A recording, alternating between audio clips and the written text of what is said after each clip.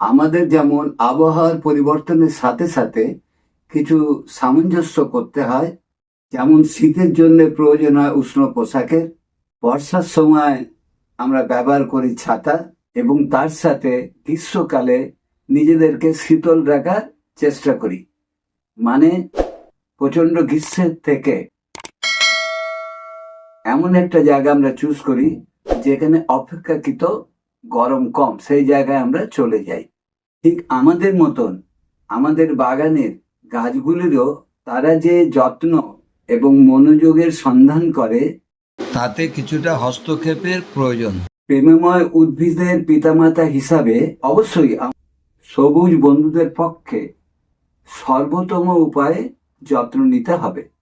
তাই আজকের আলোচনায় থাকছে বর্ষা আসন্ন, এখন থেকে আমাদের গাছগুলোর ওপরে একটু স্পেশাল ভাবে যত্ন নিতে হবে। আজকের আলোচনাতে বর্ষা চলাকালীন গাছের কিভাবে যত্ন নিতে হবে এবং সেই সময়টা গাছের কি ধরনের খাদ্য দিতে হবে, এই নিয়েই আজকের আলোচনায় থাকছে বিশেষ কিছু টিপস। তাই অনুরোধ করব এই ভিডিওটা স্কিপ না করে সম্পূর্ণ ভিডিওটা দেখার জন্যে, কারণ বর্ষাকালে আপনাদের কাজে লাগতে পারে। প্রতিটা মৌসুমে উদ্ভিদের পরিচর্যা কিছুটা পরিবর্তন করতে হয় বাগানের গাছগুলোকে সুস্থ রাখার জন্যে। শীতকালীন গাছগুলোকে ওভার উইন্টারিং করতে হয়। গরমের সময় গরমে হাত থেকে বাঁচাবার জন্যে কিছুটা কম গরম জায়গাতে আশ্রয় দেওয়া। ঠিক একইভাবে বর্ষার সময় গাছগুলোকে নিজস্ব উপায়ে বৃদ্ধিকে প্রভাবিত করা। এই বৃষ্টির জল কিন্তু গাছের জন্য অনেক উপকারী, কারণ উদ্ভিদকে বেঁচে থাকার জন্যে যে মুখ্য এবং গৌণ পুষ্টিমূল্যগুলো দরকার, তার অধিকাংশই এই বৃষ্টির জল থেকে পাওয়া যায়। যেমন পটাশিয়াম, ম্যাগনেসিয়াম, সোডিয়াম, সালফেট ও নাইট্রেট আয়ন থাকে। তাই বৃষ্টির জল বেশি পুষ্টি সমৃদ্ধ। এই কারণের জন্য বর্ষাকালে উদ্ভিদের পাতাগুলো ঘন সবুজ হয়ে ওঠে। তবে এই বর্ষাকাল যেমন ভালো, তেমনি যদি বর্ষাকালে অতিবৃষ্টি হয়, সেক্ষেত্রে উদ্ভিদের ব্যাপক ক্ষতি হয় এবং উদ্ভিদ মারাও যেতে পারে। তাই বর্ষাকালে উদ্ভিদের কিভাবে যত্ন নেবেন এবং ফলন বাড়াবেন সে ব্যাপারে জেনে নিন। বর্ষাকালে আর্দ্র পরিবেশের জন্য পোকামাকড় বা কীটপতঙ্গ প্রচুর বেড়ে যায়। এরা নতুন পাতার রসালো অংশ খেয়ে ফেলে এবং গাছের পাতার থেকে রস চুষে খেয়ে গাছকে ক্ষতিগ্রস্ত করে তোলে। তাই জন্য গাছে নিয়মিত কীটনাশক প্রয়োগ করতে হবে, সে জৈব কীটনাশক হোক বা রাসায়নিক কীটনাশক হোক। ভারী বর্ষাতে মাটির ভেতরে থাকা মূল্যবান পুষ্টিমূল্যগুলো ধুয়ে চলে যায়। তাই বর্ষাকালে নিয়মিতভাবে সময় করে গাছকে খাবার দিতে হবে। নমস্কার বন্ধুরা, চলো কিছু জানি চ্যানেল থেকে আপনাদের সকলকে আন্তরিক অভিনন্দন ও শুভেচ্ছা জানিয়ে আজকের এই প্রতিবেদন। বন্ধুরা, আজকের প্রতিবেদনে কি থাকছে সেটা আপনারা আমার থাম্বনেল এবং টাইটেল দেখে বুঝতে পেরে গেছেন।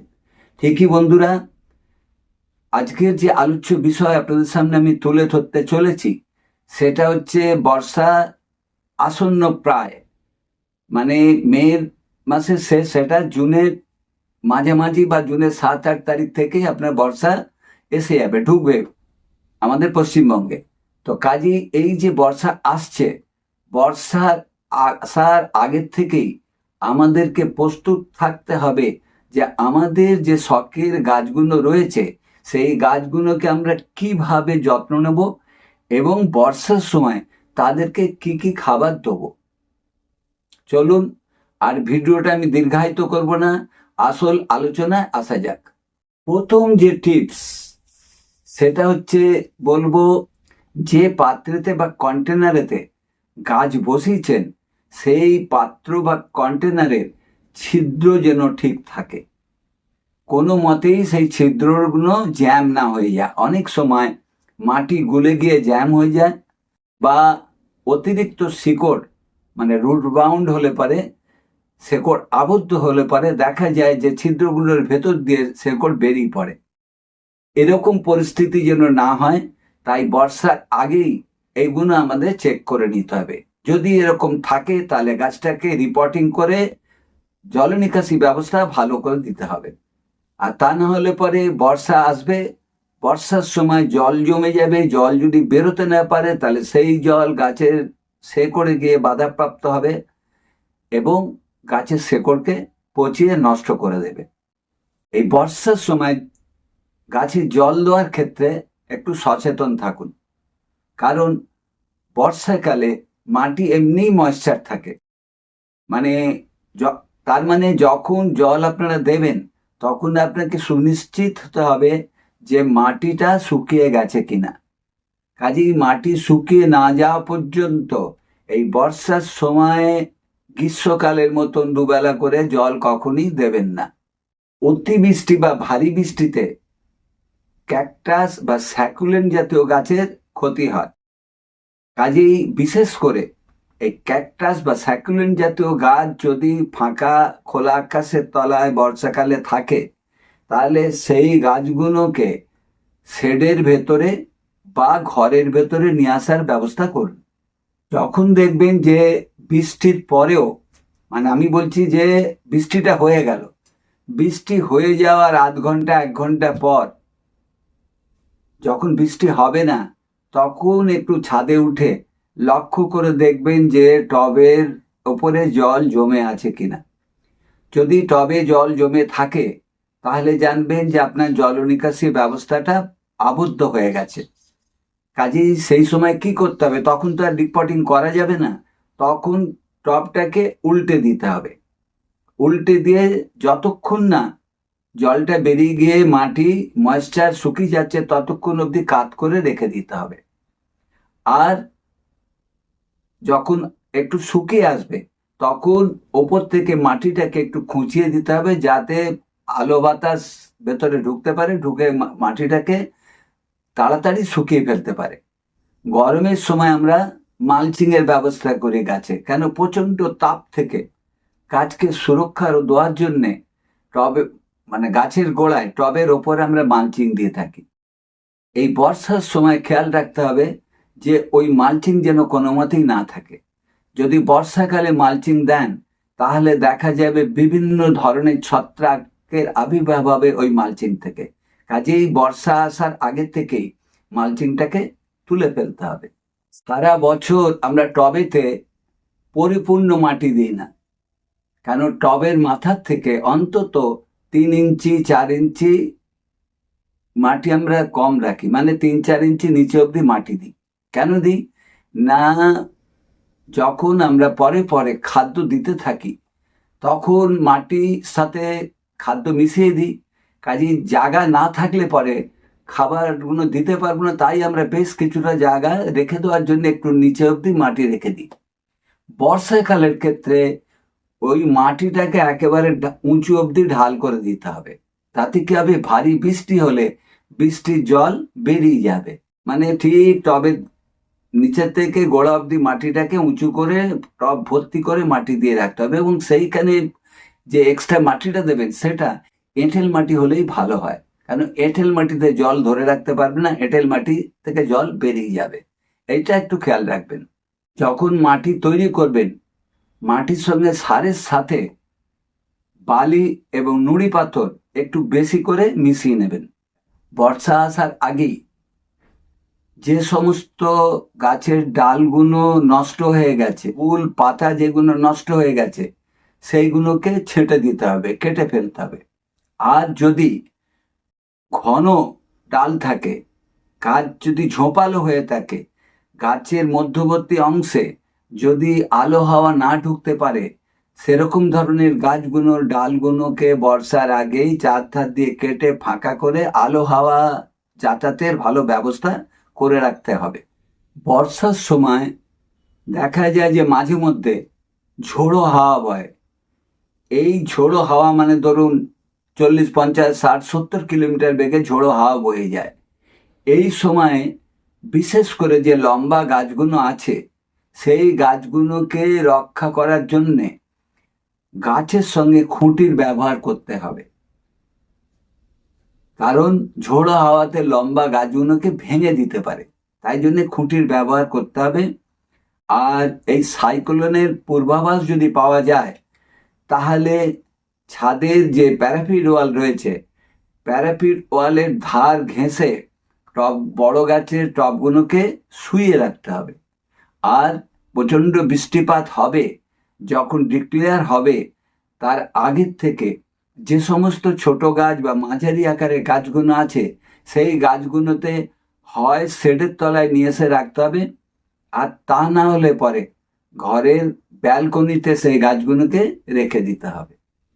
আর এই বর্ষা চলাকালীন ক্রমাগত যদি বৃষ্টি হতে থাকে, গাছের পাতা, গাছের মাটি, গাছের ডাল সমস্তই ভিজে থাকে। তো এই ভিজে থাকা অবস্থাতে বিভিন্ন ধরনের ছত্রাক এবং বিভিন্ন ধরনের কীটপতঙ্গের প্রাদুর্ভাব বেড়ে যায়। তো এই সময়টা একটু নিয়ম করে ছত্রাকনাশক এবং কীটনাশক আপনাদের ব্যবহার করতে হবে গাছগুলোকে ভালো রাখার জন্য। আর যদি খোলা ছাদের মধ্যেই ভারী বর্ষাত গাছ রাখতে চান তাহলে বেশ কিছু বৃষ্টি সহনশীল গাছ আছে, সেই গাছগুলোকে আপনারা ছাদে খোলা আকাশের নিচে রাখতে পারেন। ছত্রাক এবং বিভিন্ন ধরনের কীটপতঙ্গকে রোধ করতে বর্ষাকালের গাছগুলোকে গায়ে গায়ে লাগিয়ে রাখবেন না, একসাথে একটু ফাঁকা রাখবেন।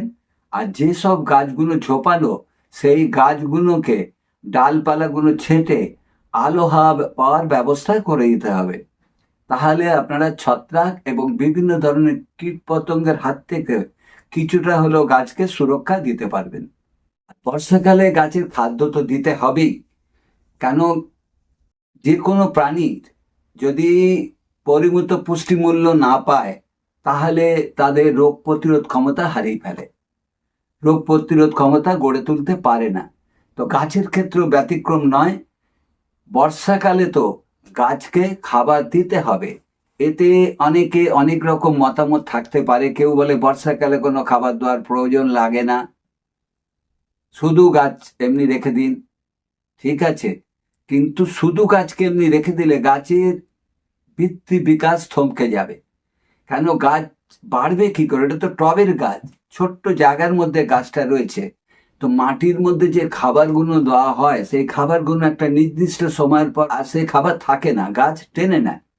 তো বর্ষাকালেও গাছকে অবভিয়াসলি খাবার দিতে হবে এবং সুষম পুষ্টিমূল্য খাবার গাছকে দিতে হবে।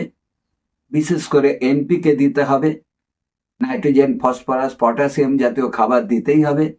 আর তার সাথে পরিমিত নিয়ম মতন যে সমস্ত মাইক্রোনিউট্রিয়েন্ট খাবার রয়েছে সেইগুলোকেও গাছকে দিতে হবে। কারণ গাছকে খাদ্য দিলে গাছ তো তার ইমিউনিটি গ্রোথ করবে, আর গাছের যদি ইমিউনিটি পাওয়ার কমে যায় তাহলে তো বিভিন্ন রকম রোগ তাকে চেপে ধরবে।